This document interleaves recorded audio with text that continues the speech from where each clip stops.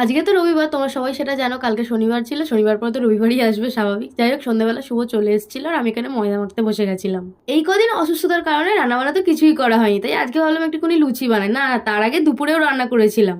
দুপুরে বানিয়েছিলাম ভাত, পটল আলু ভাজা, করলা ভাজা এবং মাংস। এবং মাংসটা তো ছিল, তার জন্য ভাবলাম রাত্রিবেলা লুচি বানাই, পুরো জমে যাবে তাহলে ডিনারটা। ব্যাস, যেমন ভাবো তেমন কাজ। ঝটপট ময়দা মাখতে বসে গেলাম আর চটপট বানিয়ে ফেললাম গরম গরম ফুলকো ফুলকো লুচি আর চিকেন। আর এখানে আমি শুভকে খেতে দিয়ে দিয়েছিলাম আর বলছিলাম যে রিভিউটা দেখে দে। ও বলছিল দাঁড়া দাঁড়া আগে টেস্ট করে দেখি। আর টেস্ট করার পরে রিভিউ দেবে কি? খেতে এতটাই ব্যস্ত হয়ে পড়েছিল, রিভিউ দেওয়ার কথা পুরো ভুলেই গেছিল। আগে শুভকেই খেতে দিয়ে দিয়েছিলাম, কারণ ওকে তো আবার এতটা রাস্তা বাড়িতেও যেতে হবে, তার জন্য ওকে তাড়াতাড়ি খেতে দিয়ে দিয়েছিলাম। আর তার মধ্যে আমাদের এখানে চলছিল গান চালিয়ে নাচা গানা।